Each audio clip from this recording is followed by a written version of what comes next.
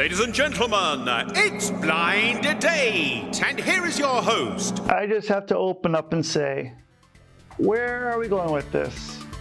This episode is mind-buggingly stupid. I have nothing but inner contempt of rage for a piece of shit episode that insults my intelligence with plot and subplot that keeps rising up to the toilet bowl surface like a floater, no matter how many times I try to flush this crap from my memory. Please, I just ate. I would rather have Stevie serenade me with stage karaoke than this. Emergency, I'm burning up. Emergency. I would rather have the new class recite our founding fathers or songs from the 90s pop group Hanson in a cappella than watch this episode again. Oh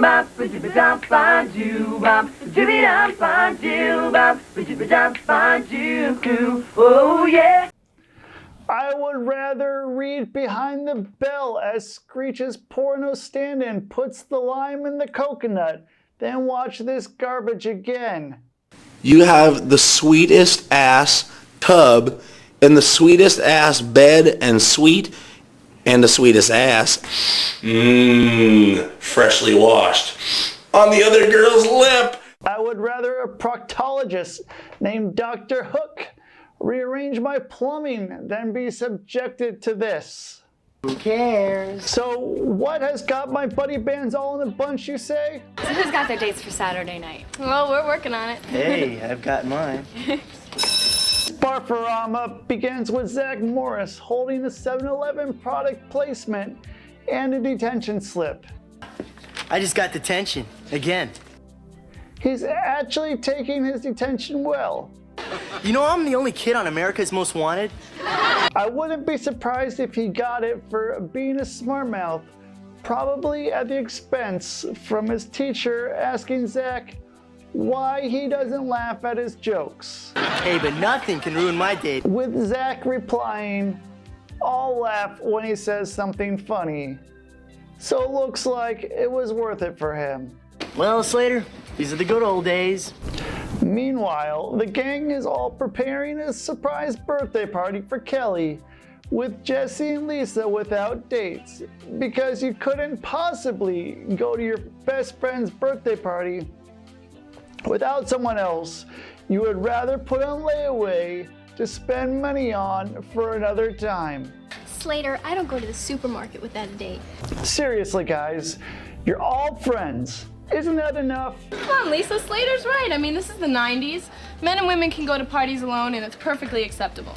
Then as for Slater, I don't know if Jessie has come down with an extreme case of liberalism, or if she's on her period either, or he's considering his options. When you do that feminist thing, your nose scrunches up and you look so cute.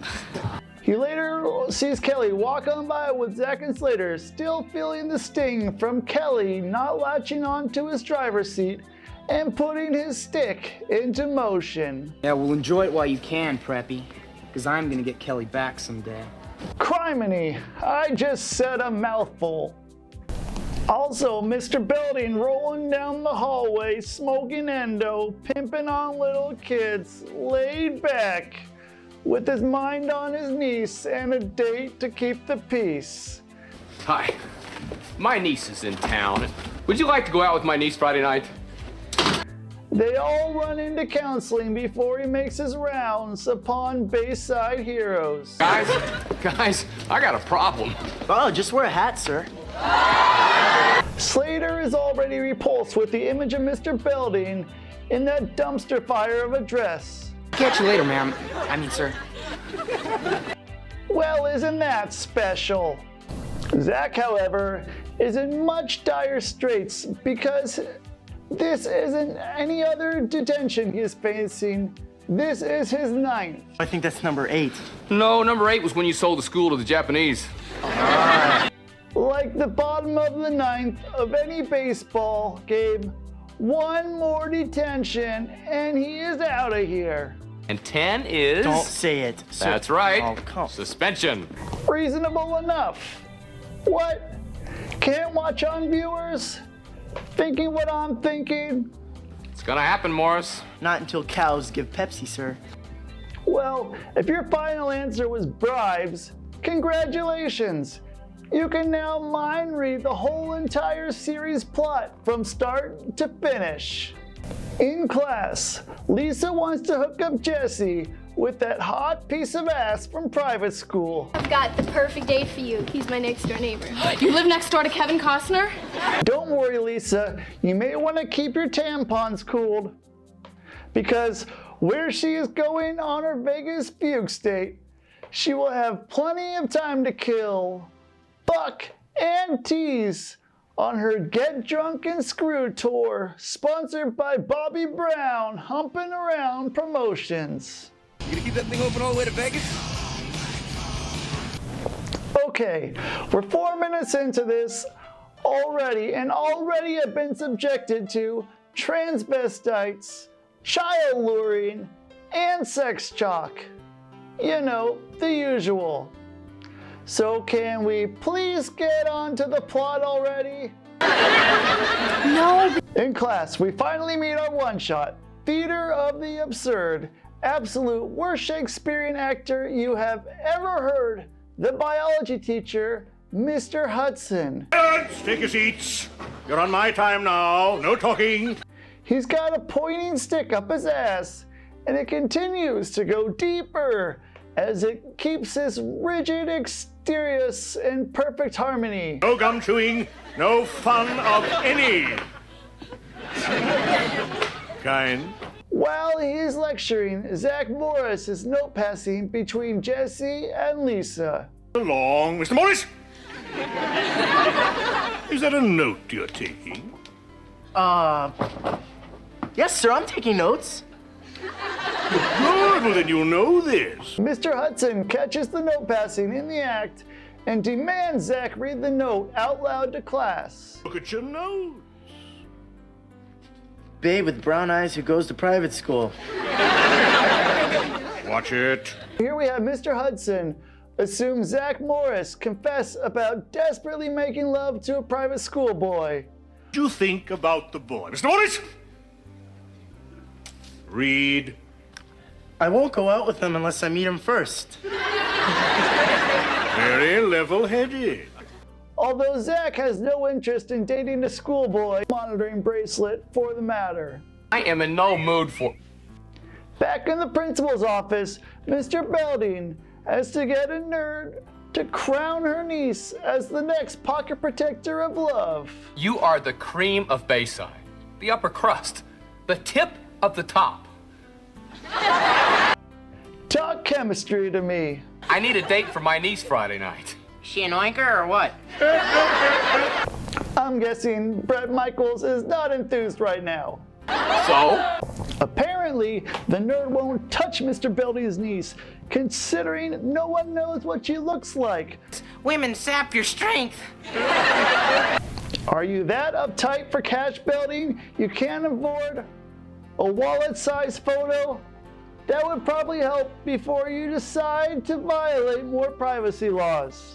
When Zack enters, Belding is overjoyed, for he now received the golden detention card that grants the sole card bearer 1 week's worth of detention.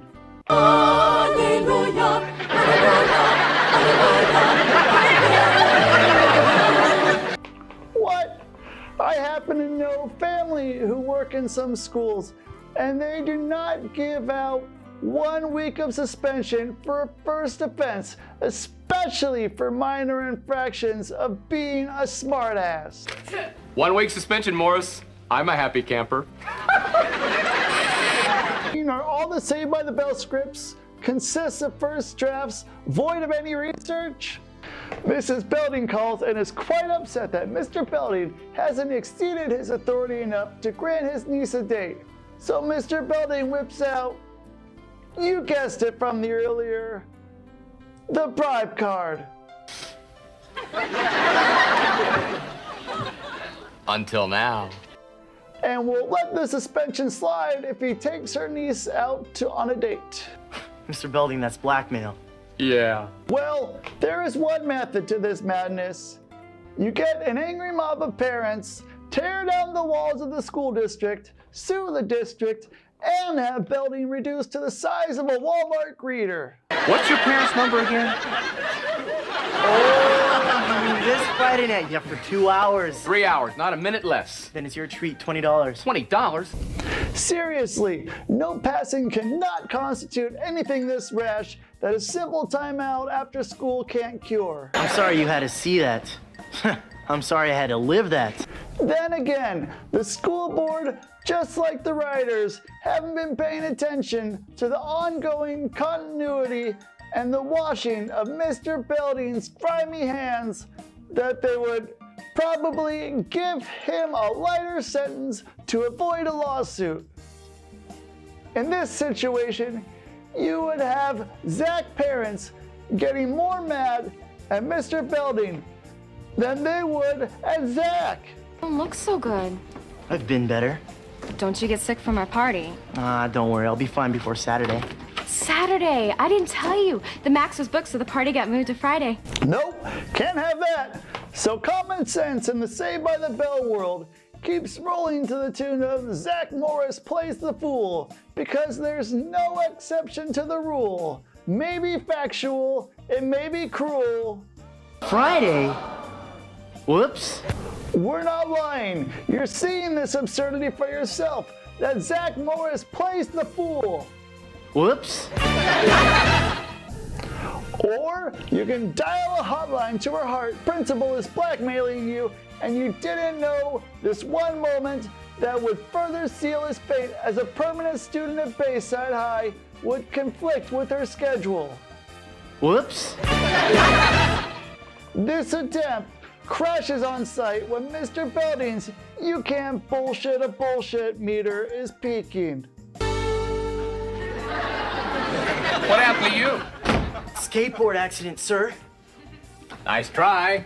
But you pulled the old skateboard accident last year at midterms. Back in the locker room, Lisa reveals Jesse's mystery date and soon is having a Kirstie Alley look who's talking midlife crisis moment in which she imagines what her potential date partner would look like. How bad could it be? Welcome to America's favorite show, The Blind Date Game. There is Teddy Kruger, Mason Voorhees, and Donald Trump's ill-begotten son, Richie Rich. Oh, who can't get a date? Desperate Jesse, come on out. Where did you find these guys, NBC? I can't believe it's not Imitation Warehouse. Who will it be? Don't make me choose. She then wakes up assuming what some women today assume men are online, and that is serial killers, and fears Brett may be one. So she decides to pre-screen him first. If you want me to go out with Brett, I meet him first, and that is final. Fine, you can meet him for lunch tomorrow. Now, how hard was that, Jesse? Are you nervous? Why would I be nervous? I'm just a person meeting another person. No, Jesse, forgive us, you're not anxious. No big deal. Great, because there he is. Do I look all right? Is my hair behaving itself? You're just extremely well educated about all the things that can go catastrophically wrong. Hi. Oh, you don't have to get up. So far, it's going well. He's not rich. His parents didn't have to pay his way. But that's the least of this episode's worries. I'll see you Friday night. Be there. Great. Bye. And of course, we revert back to Jesse, the giant man killer, and no man is worthy of this Amazonian feminist, so she stomps off howling at Lisa that the date is off. That Fred, he's adorable. He's nice. Yeah. He's a shrimp. So he's kind of short. And I'm kind of tall, and when you put us together, we look kind of stupid. Date is off. In the bathroom, Zack executes what Belding doesn't know won't hurt him as he asks for Screech to plan to take Penny out. Friday night, you're going out with Belding's niece. I am? Yeah. All you need to do is pretend you're me. That way I keep Kelly and I don't get suspended. Do I look that desperate for a date? What time do I pick her up? Since she's never met Zack, she'll have whatever bullshit Zack is feeding her and Belding will never know the wiser. Ah, that's my Screech. Not bad. Everything's gonna work out perfectly. That's not until a limey fish named Slater rolls up from the watery depths of the stalls because the stalls have ears. It's incredible what you can hear standing on a toilet. Back in Zack's room, Zack gives Screech a crash course in the Zackisms and doing all things considered cool, from how to strut around to throw your jacket over your shoulder while the audience wets their pants with joy again. Now the stance.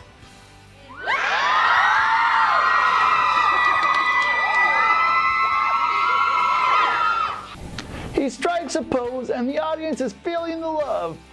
How's that? Hey, keep smiling. They're the most easily impressed audience in the world.